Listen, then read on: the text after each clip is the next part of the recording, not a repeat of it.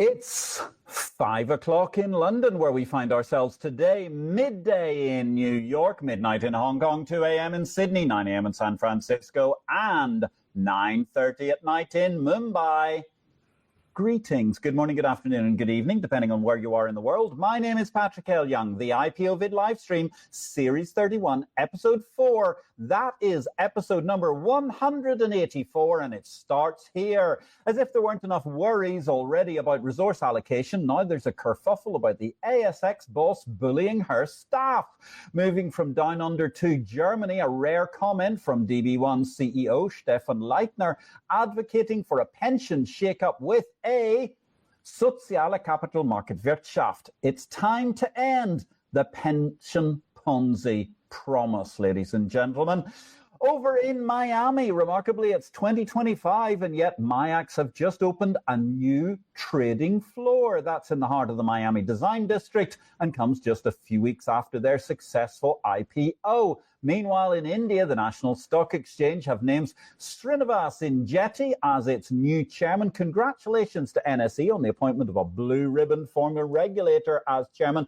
And Srinivas Injeti also leads us, I think, ever closer to that IPO. The latest word from CEO Ashish Chauhan: we've still got one full human gestation period to go. I believe they're looking at 8 to 9 months. They're hoping to get the IPO underway. But for those of us who've been waiting for it for a generation, it's great to know that soon the NSE will be a publicly traded company.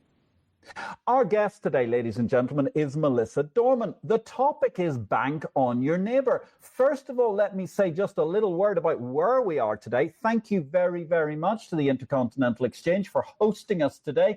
Due to logistics, I was stranded in the City of London. They've kindly offered us the magnificent boardroom of their European headquarters. And yes, ladies and gentlemen, just over my shoulder, what you can see is indeed St. Paul's Cathedral, which means I'm right next door to what was once London's leading stock exchange, which is called the London Stock Exchange.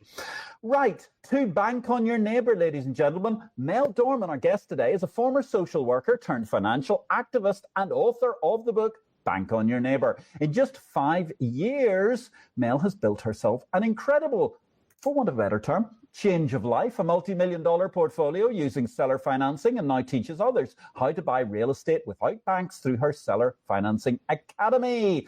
She's been a TEDx guest. She talked on decentralizing wealth, and that was selected as an editor pick. And her work empowers women. We're all in for that. Don't forget PhD with One It Is going to be tomorrow with the fabulous Jamil Navarrosa. Same time, slightly different channel, but on the same fundamental YouTube, Facebook, and LinkedIn portals. And Mel's work empowers women and communities to create lasting financial freedom together. Hear, hear, we say. What wonderful news all round. Mel, welcome to the show, Mel Dorman. Great to see you today. Where in the world are you? I'm located out of Portland, Oregon, in the United States. Portland, Oregon, in the United States of America. How absolutely gorgeous. And I'm sure it must be quite interesting. So tell us, a little bit about your background, because it's not every day we get a social worker on, or former social worker on this show.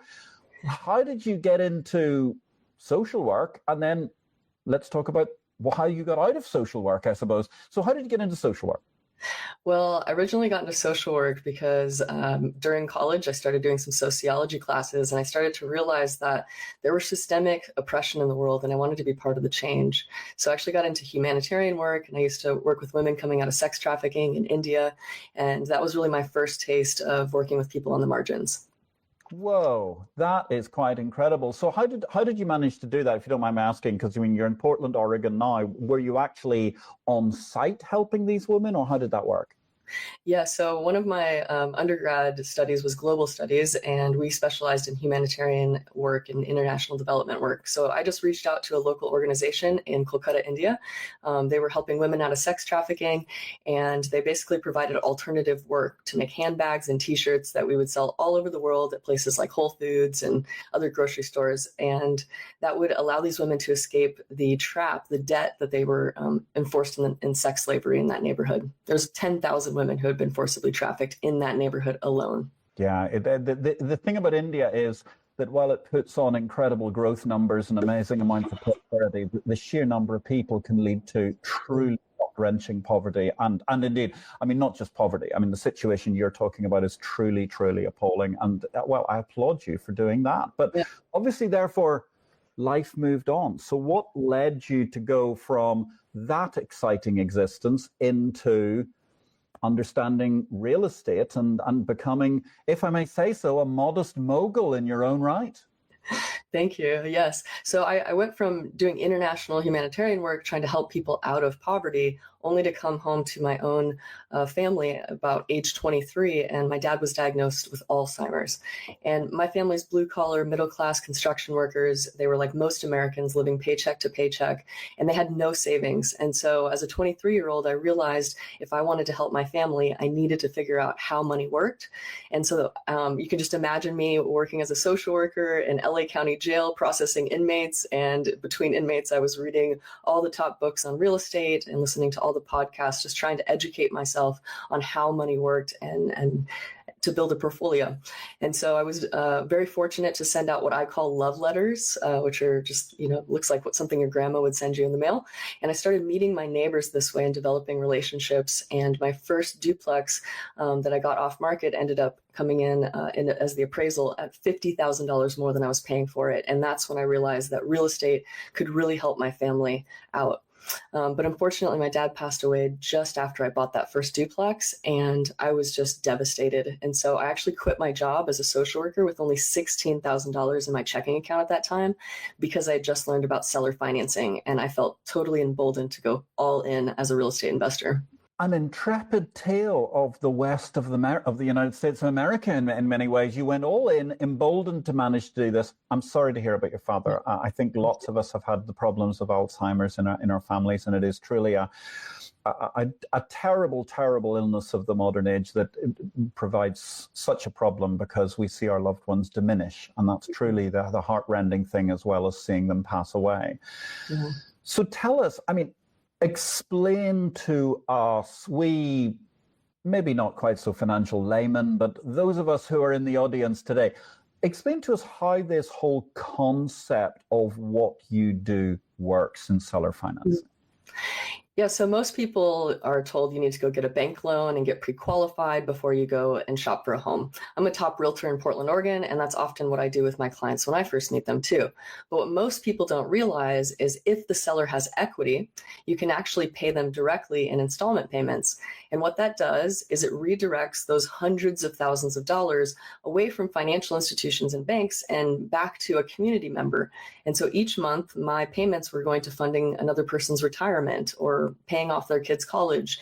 It's a neighbor-to-neighbor transaction, and it's how I built my portfolio. So that's absolutely fascinating. So talk to me a little bit, first of all, about the mechanics of the deal. Because lots of people here who love their trade settlement, so you can't nerd out enough on that for some of our audience today. So explain to me, let's actually go all the way back. Let's go whole life cycle. You mentioned earlier on something about you found off market. presumably the deals you do are not necessarily the deals of what has arrived freshly in the window of your realtor's office. I've done both. Sometimes properties are listed as seller financed, and I've found them off market using direct mail and cold calling.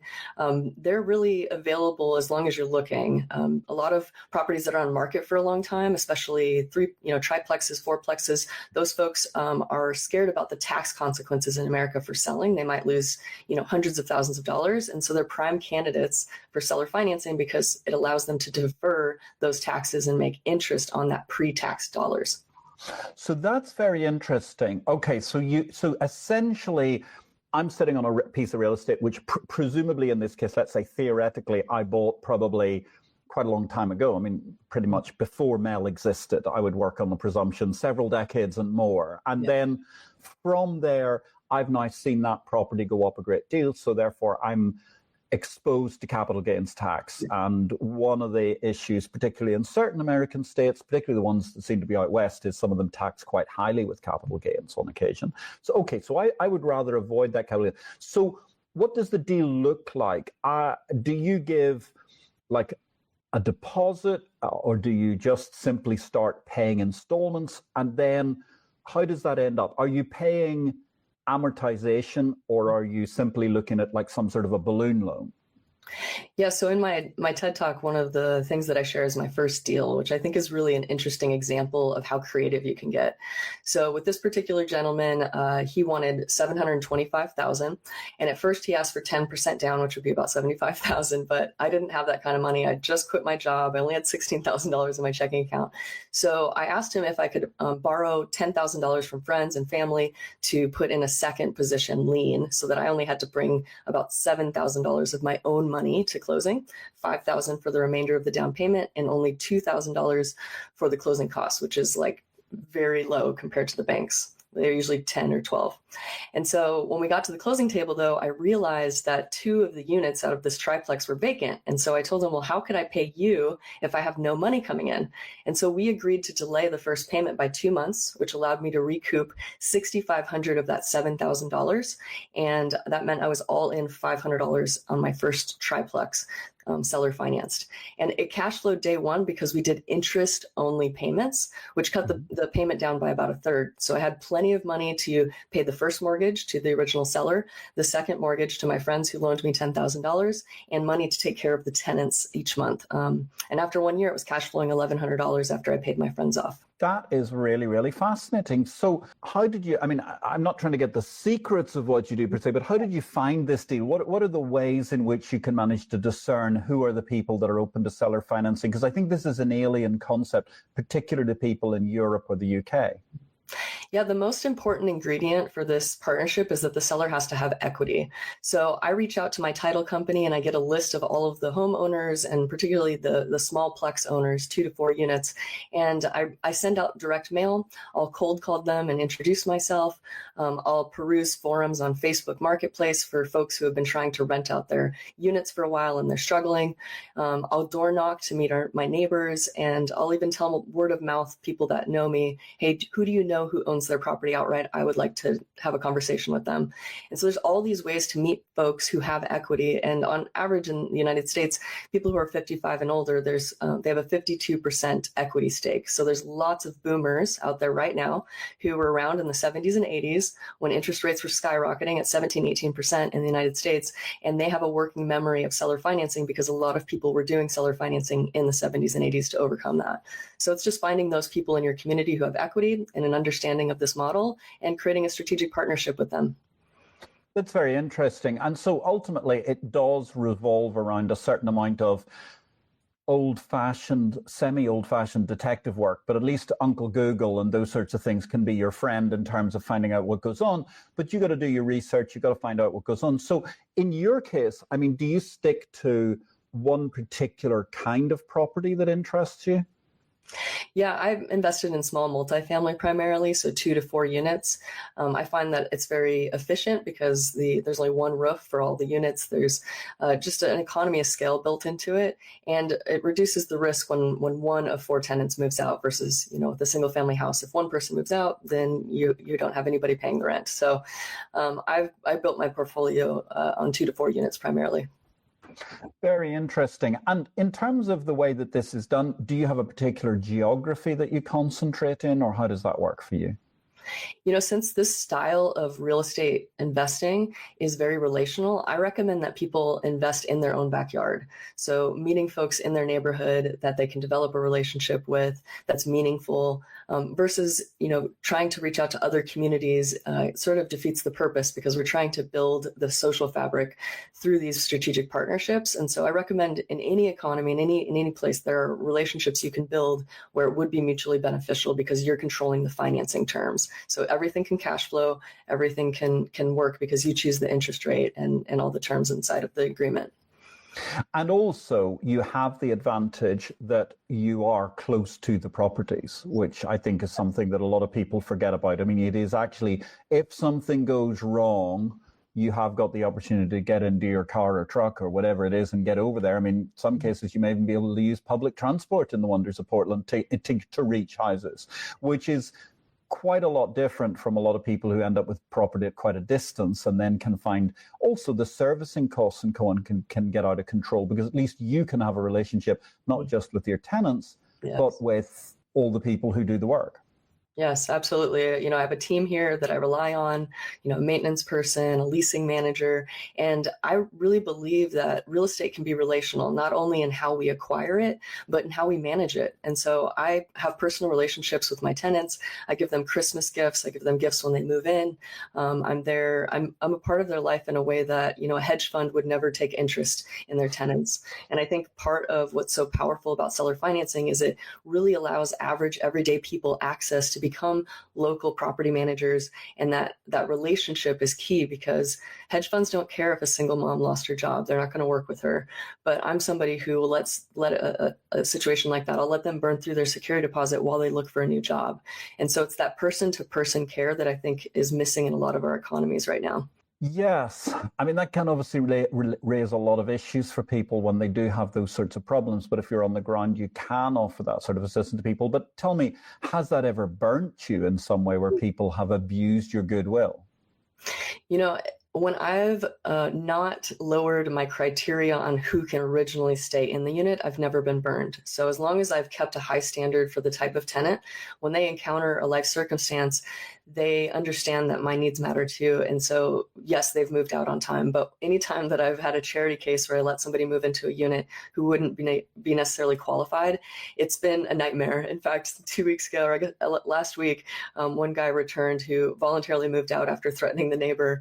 And he came back with a gasoline, tank to basically burn down the place last Wednesday. So yes, literally, I've almost been burned by a tenant who shouldn't have moved in the first place. But anybody who's passed my criteria, who's been a quality tenant, and they've had a life circumstance, we've always been able to work out a mutually beneficial situation where they move out voluntarily, but I've given them time to try to rectify the situation in advance.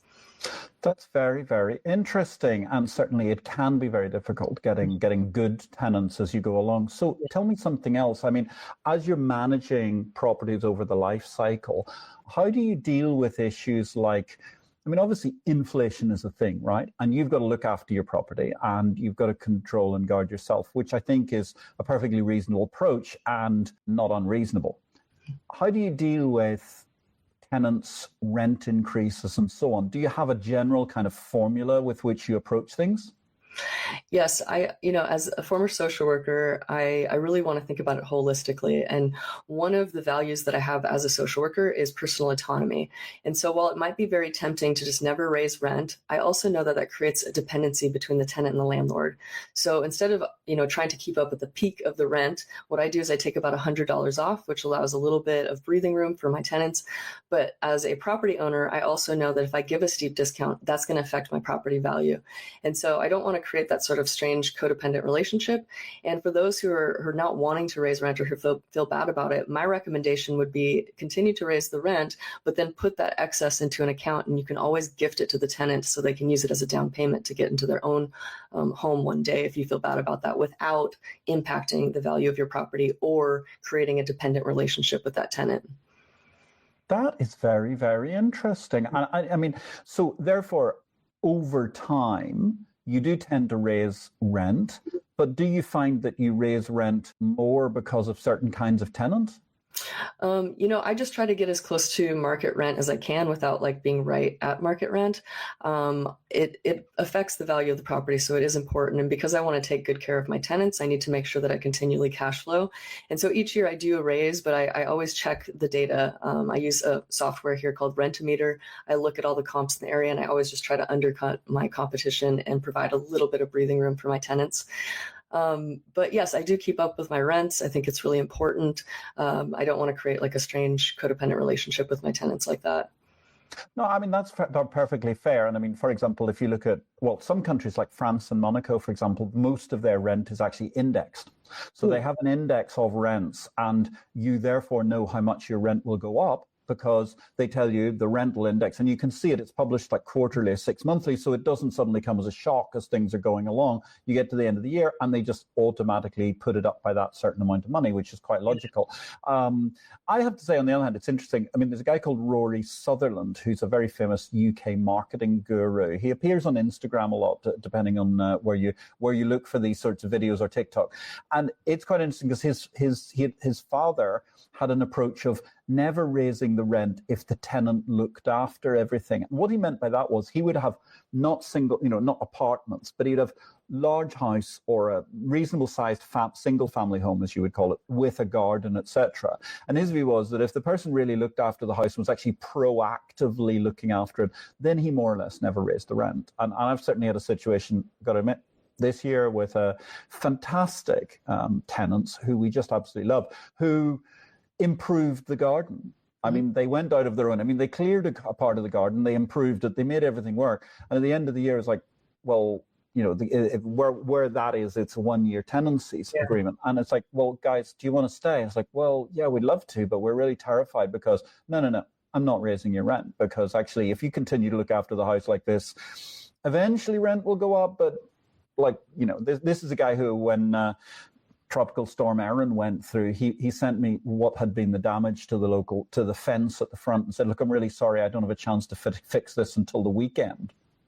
So it's kind of hard to really argue with that, I feel. But that may be because we're not in the heat of the US market, so therefore we don't have the same ability to refinance and so on. So that's very interesting, how you deal with your tenants, how you deal with your localization strategy and everything like that. Ladies and gentlemen, we're talking about Bank on Your Neighbor today, which is the topic of a conversation and also the title of a fabulous new book, There We Go, by Mel Dorman, who's our guest today. So tell us a little bit about the book. Yeah, so I wrote this book because I wanted to teach other people how to build these strategic partnerships in their community. So the first part of the book is really deconstructing a lot of the money myths that Americans hold that actually keep us stuck in cycles of poverty. And so deconstructing those myths, changing our mindset right before we head into the actual tool belt of how to do these deals, how to find people in your communities, how to strategically create a win-win partnership. And then the last part of the book is how to scale your portfolio using other people's money. So really community financed investing that benefits your community at the same time. And so the book really is a blueprint on how to do this. And I believe it would also be applicable in other countries, because most countries have a history of what's called vendor financing, I believe, as well. So it's US based, but I think it applies to a lot of countries. Yes, I think it's quite feasible in a lot of countries, and certainly some countries have had interesting structures, such as France, where they've got those fabulous abilities where you can actually go in. I mean, that's a slightly different payment structure, but effectively what you do is you go and you buy the property of somebody, but then the difference there is you've got to pay a certain amount of money every month until that person dies. So they go from becoming the owner to the tenant. And of course, the great story about that is Jeanne Calment, who lived to be the world's oldest woman, I think 117 years old. She actually outlived the guy that bought her house.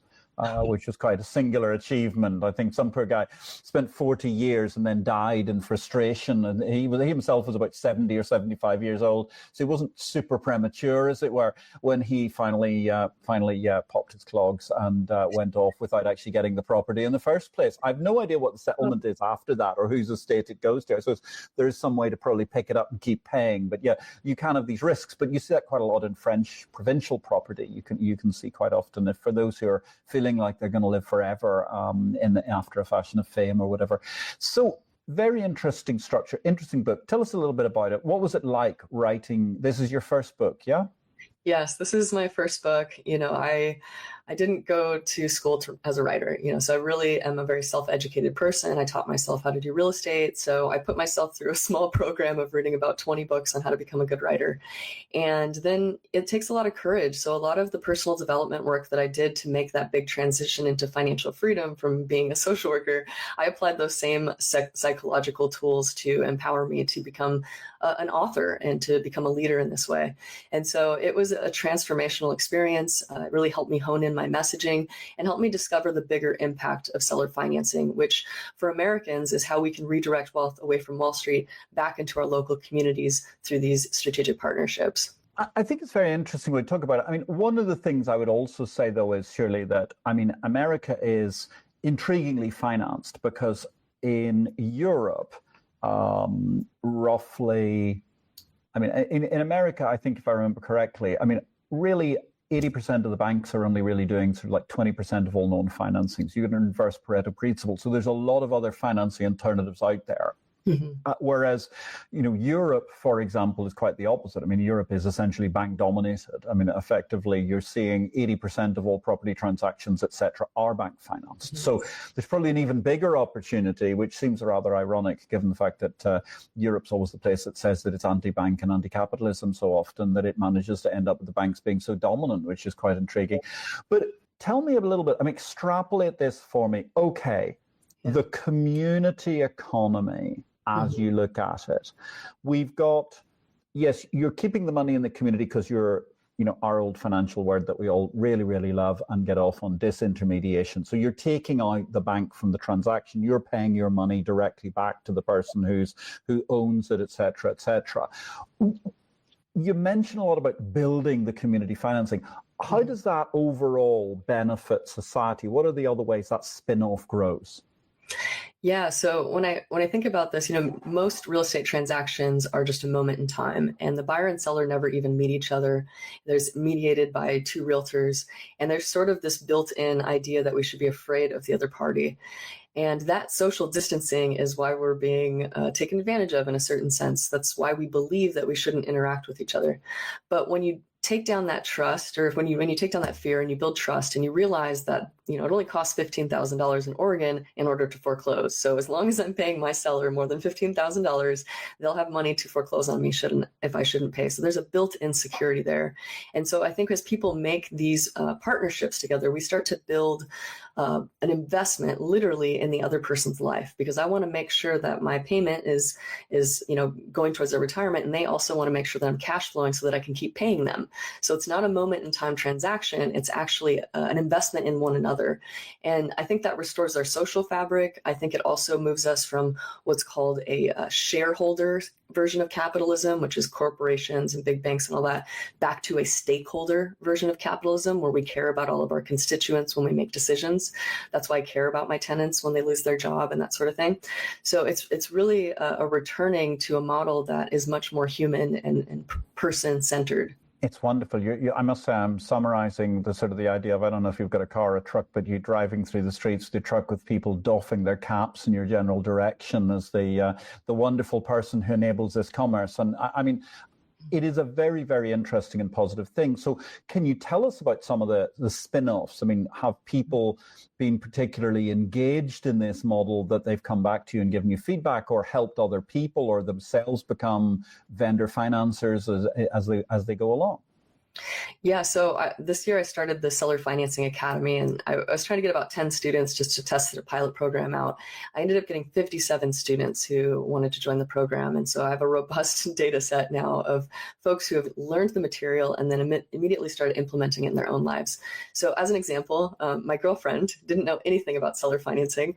She sent her first 100 love letters, like I was saying, to reach out to local sellers in the area, and within 2 weeks, she's already in conversations with two elderly women with about 7 properties collectively, and they are very interested in seller financing. They've read my book, they're listening to my TED Talk, and they see the value of creating these community partnerships. And so it really is not even very difficult, especially with my book and my TED Talk, to talk to people about buying their homes this way. I have other clients who, they never dreamed or imagined they'd be able to buy a 10-plex, and now they are in contract. And today we're actually going to have a coaching call putting that deal together and kind of ironing it all out. I have another student who took $40,000 of her home equity and turned it into $45,000 of passive income in 6 months by doing 6 partnerships like this.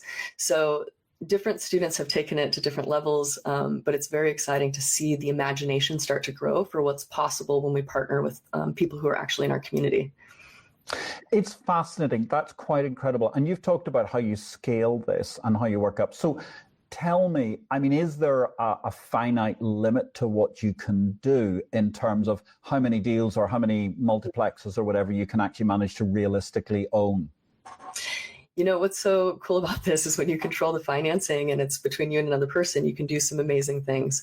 So that that triplex I mentioned that I bought with just $500, a few years later, interest rates dropped. So my 5.5% interest rate didn't seem that appealing anymore. And so what's cool about seller financing is you can move debt from one property to another strategically. So I called up those sellers in 2020 and I said, hey, I know I owe you $700,000, but could we take that one promissory note, that's the contract, that mortgage, and can we divide it into two, one for $350 and one for $350?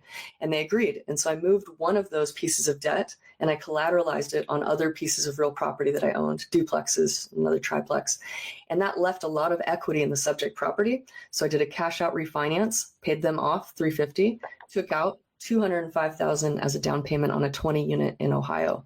And so I took that $500, bought a triplex and expanded it to 23 units total. So that's the power of seller financing. You don't need a lot of money. It's just a social relationship. Social capital is what it's built on. Fascinating, quite fascinating altogether. What about the overall level of administration and time you have to take up? I mean, presumably, eventually you reach a point when you're talking about 30 or 40 plexes, however you want to look at apartments, that takes rather a lot of time just to administer. I mean, just to do your taxes, to make sure that the utilities haven't fallen into disrepair or something like that. You know, just checking that everything kind of works. And occasionally, the way that things happen, you know, plumbing can go wrong or whatever you have to do to help your tenants, depending on where you are. What's the sort of scale you can manage out of that? Yeah, so most professional property managers will be managing around 100 units. I've consolidated my units down to 16. I sold that 20 unit a couple years ago and downsized. And so I'm only managing about 15 of my own units right now, which takes about 5 hours a month. It's the most highly paid 5 hours a month I make. And yeah, it's actually it's not that hard. And for folks who do struggle with it, I just recommend they use a professional property manager. So that way they're not trying to balance maybe a corporate job with tenants' needs, because it's very important to take good care of our housing and our tenants. Understand. So you can manage to do that with that number of units on sort of 5 hours a month or something like that. What about the deals themselves? I mean, it obviously must take you quite a lot of time to actually source each deal.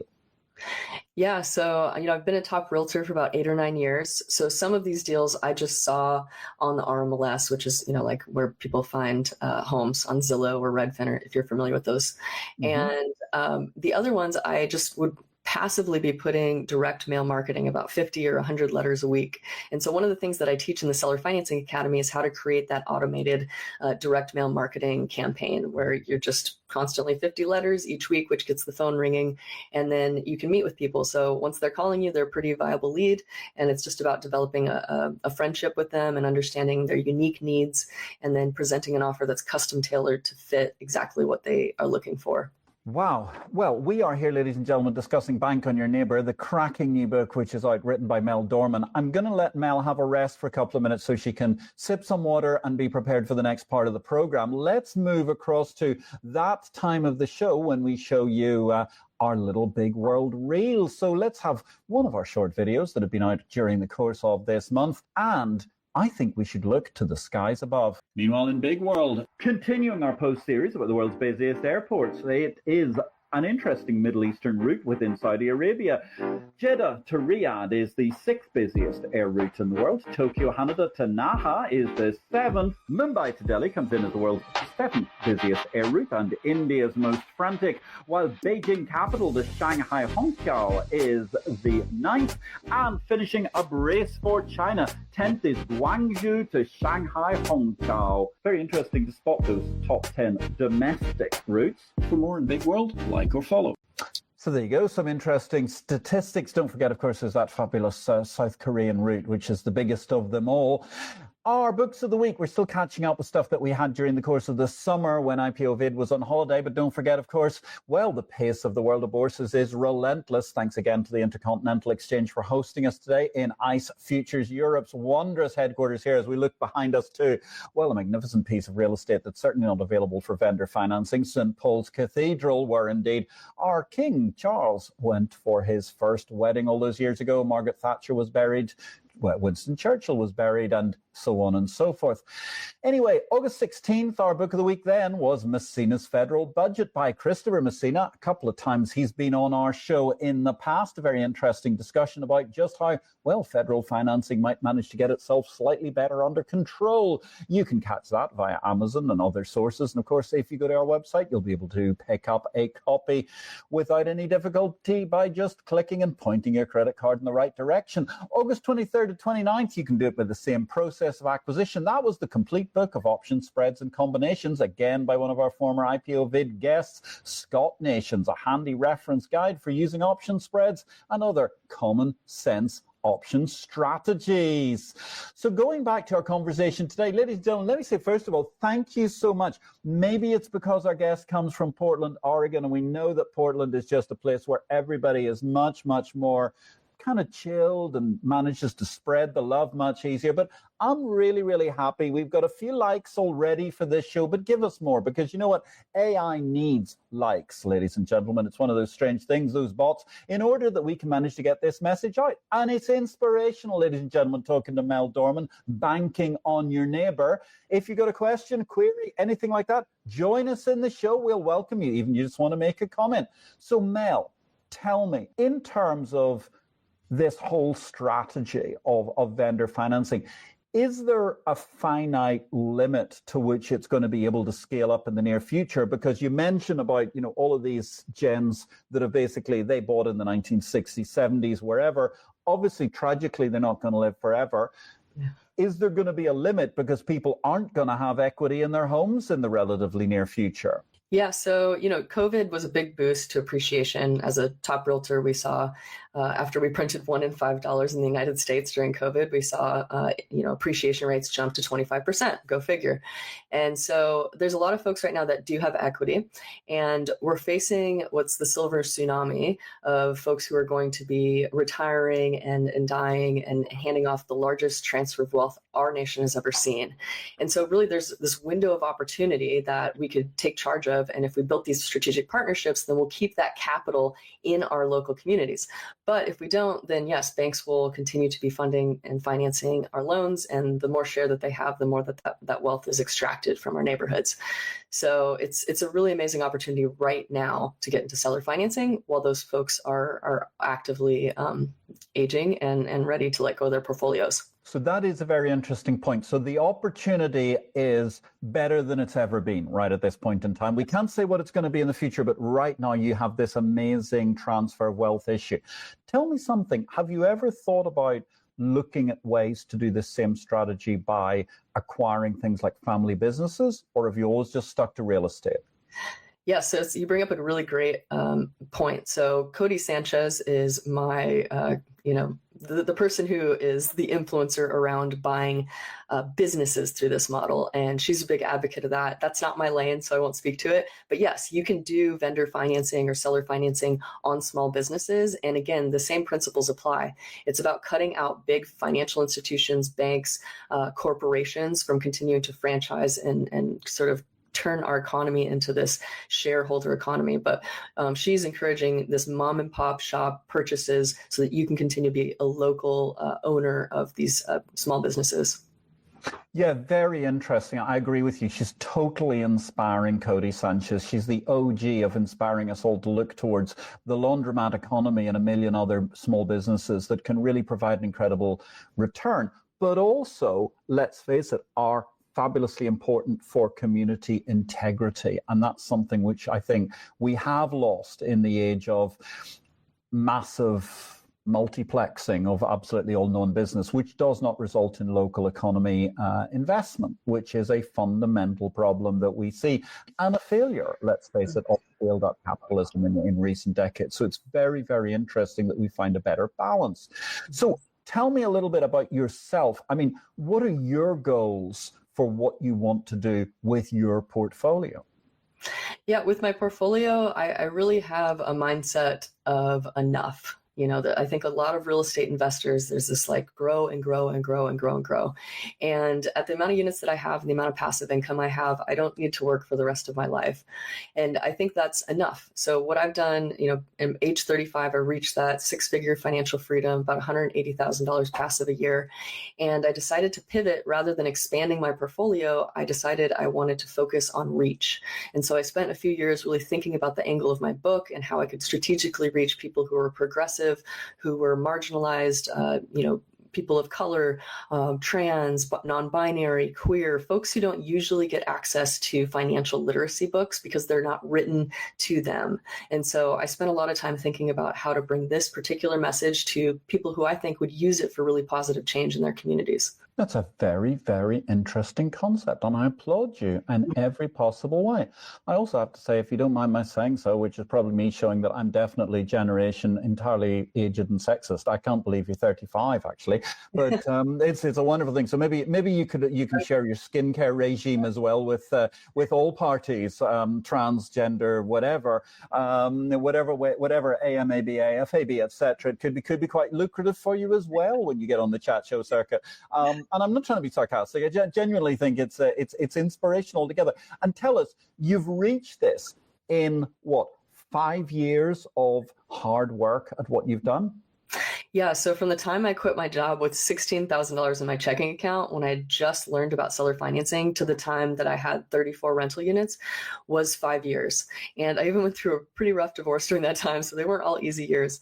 But simultaneously, while I was building my portfolio, I was also building a top realtor team in Portland. So I had a lot of access to deal flow. I was supervising a lot of different agents, and I was deep in the trenches of real estate, just constantly buying the next property as soon as I could afford it. Fascinating. So tell us a little bit about your realtor career. Did you actually go into being a realtor simultaneous to deciding to try this strategy? Yeah, so I realized very quickly after quitting my job that I needed to have some sort of income. So I got my realtor license.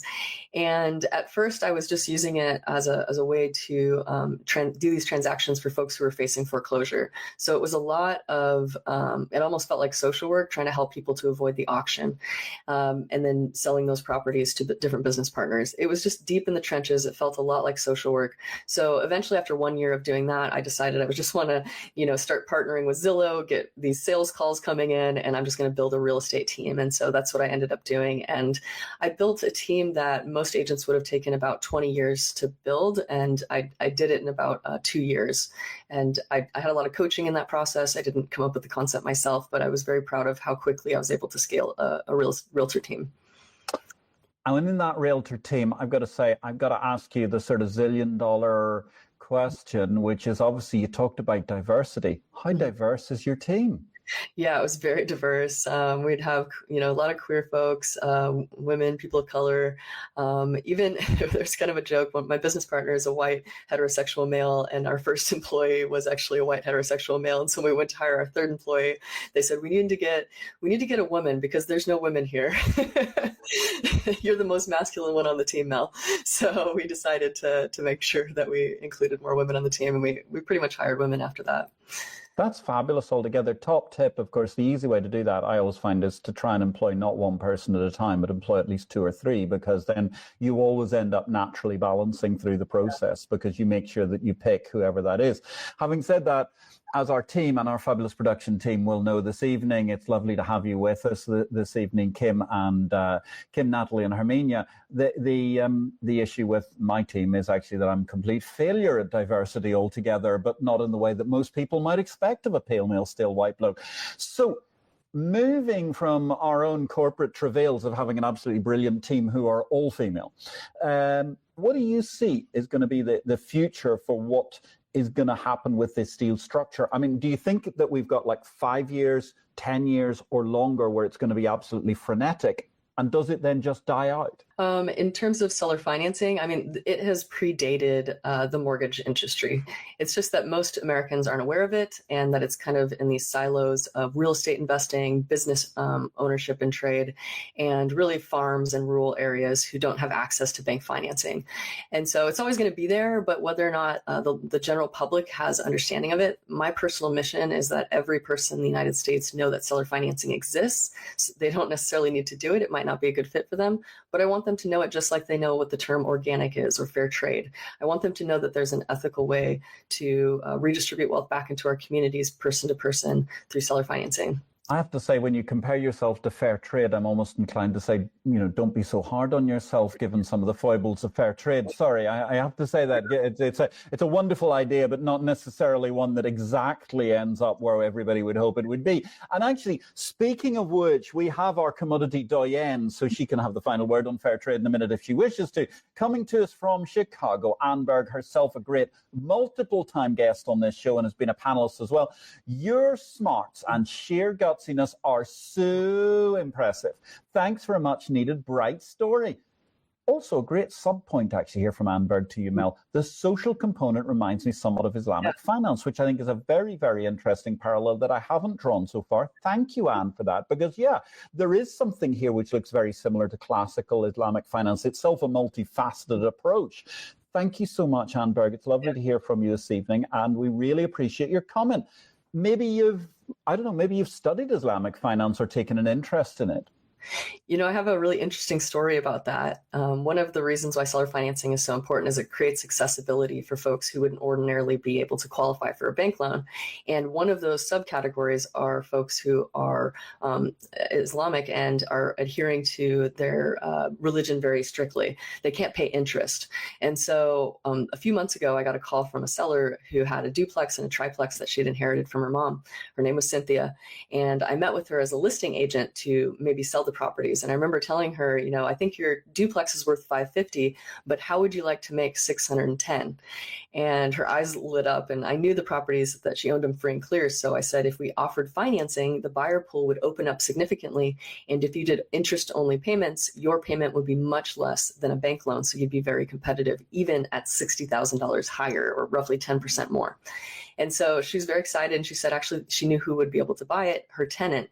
His name was Abdul. He was Muslim, and he was a doctor, and he made $350,000 a year. He was very well qualified otherwise, but he can't pay interest. So I called up Abdul and I said, would you like to buy a 0% interest loan and buy this duplex? And he said, yes. So I said, how many years would you like to buy it over? And he said 7.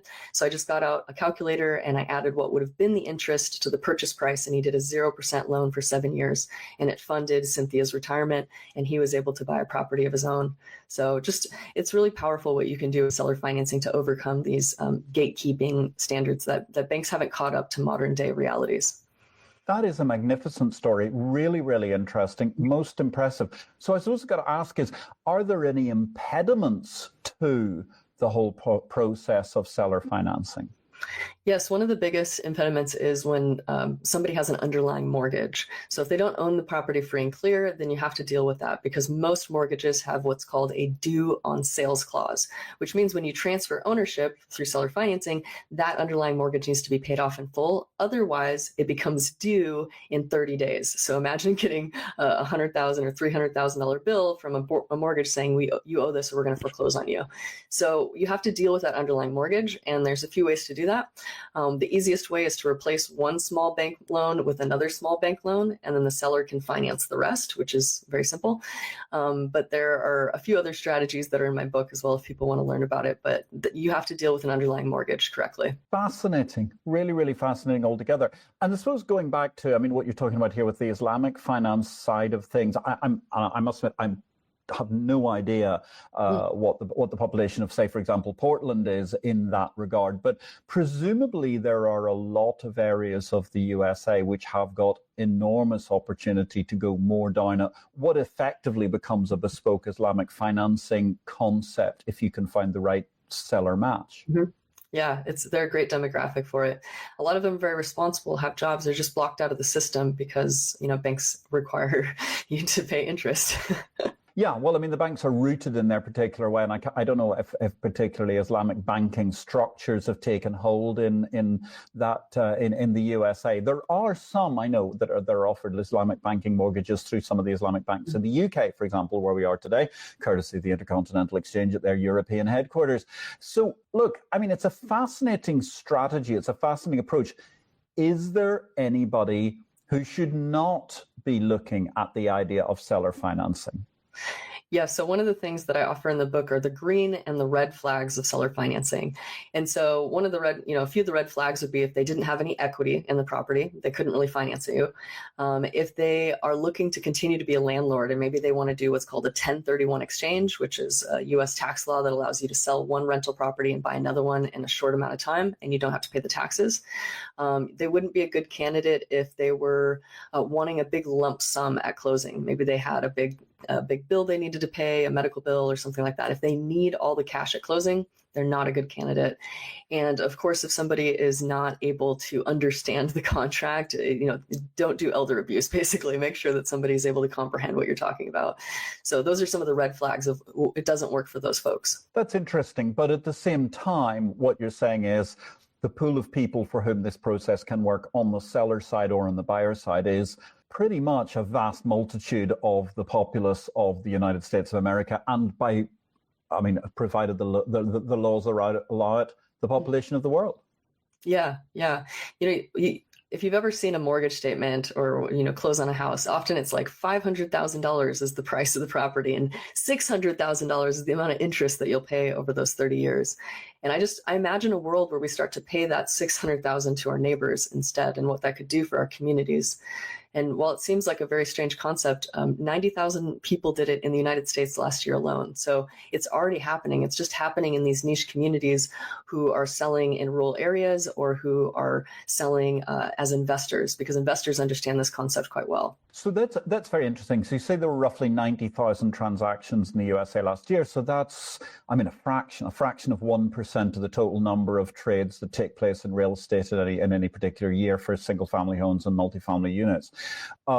What interests me from that is what's the limit to what this can potentially do? I suppose it's just driven by how many people actually want to get involved and how many potential, particularly silver surfers, are going to be selling into that market. Yeah, I've heard some statistic that roughly 5% of people have to change for an entire movement to happen, and so it is a decent amount of people still that we would have to get to do this, but I think it's quite possible. It's on every single real estate form across the United States. When you're selecting what type of financing, seller financing is always an option. And so I think if I can infiltrate my fellow realtors by giving speeches and providing this book as a resource, I can slowly start to change the tide, because realtors can really be the ambassador of this change. They're already sitting in the living rooms of sellers. They're already providing these options. And since the market is so tricky right now because of high interest rates, it really gives realtors a strategic advantage, because they can provide alternative financing options that can open up the buyer pool and help sellers sell in a difficult market. Very interesting and very good point. And into that, I suppose I'm quite interested in the whole concept with the deals. How do you look at the actual terms? Do we know, is there a particular sweet spot, for example, of how long the loans tend to last, or are they simply a vast multiple of things all the way from relatively short term to near infinity? Yeah, because it's just an agreement between two people, it's really structured to meet both of their needs. And so I've seen folks who do 2% down, 2% interest rate, and 20-year loan. That made sense for those folks because they had a child who was receiving it, who was on Social Security, and if they received too much interest each month, they would get knocked out of that program. So that, while that doesn't sound like a great deal to you right off the front, it is a really great deal for that particular seller. I've seen folks who do like a 6-month, and they're just partnering with the seller in order to do a quick renovation and sale, and it's almost like a joint venture agreement. So the seller's making the money that would have ordinarily went to a bank. That house flipper versus just giving it to the seller. I've seen folks, 5 years, 10 years, it's all negotiable. And really when I'm thinking about it, I'm very happy to offer a higher than value price as long as I have a long term ahead of me and it cash flows off the bat. So if I'm not having to put a lot of capital in, if it's got a great interest rate and it cash flows, I'm happy to overpay, because over time that property will increase in value, and that extra that I've given the seller up front will be cannibalized, and the appreciation will do all the heavy lifting. And also, therefore, let's just talk about that. I mean, fees. You've sort of mentioned a couple of times around about fees, but obviously that is a huge part of real estate acquisition and cost. How does this transaction impact the overall fees from the realtors all the way through to what we would call in Europe the stamp duty, or whatever it is you have to pay in terms of purchase tax at completion? Yeah, so if you're using an escrow company, you're still going to have to, do prorated taxes and insurance. Those are.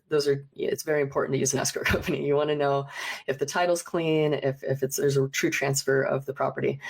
I wouldn't recommend getting rid of that. Depending on the level of somebody's financial literacy, if they have a lot of experience in buying properties, they could also bypass the realtors if they find a seller directly in their community.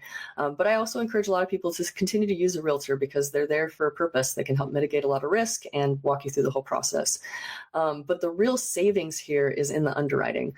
Banks will charge $10,000, $12,000 for closing costs on a house that's about $500,000, which is our median price in my current community.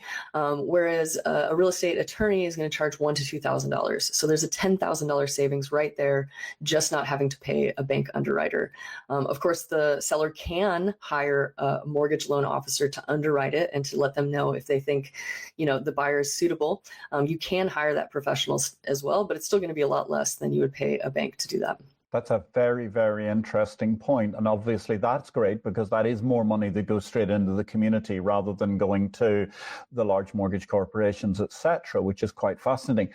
So unfortunately, we've reached that point in our discussion, and I wish this conversation could carry on, Mel. And actually, I'd love you to come back someday and tell us what it's been like to be on the road. Join our panel in a few months' time when you take your book out and get on the road and see what sort of feedback you're getting. I think it'd be a really good conversation. Actually, you might be able to get onto one of the panels with Anne Berg herself, which I think could be really, really useful. But we've only got time for the last question. As always, let me ask you, Mel Dorman, where do you think the capital market revolution goes next? I think it goes back to our communities. I think in a lot of ways, we have grown so large in our populations, we've become very distanced from one another, especially in the Western world.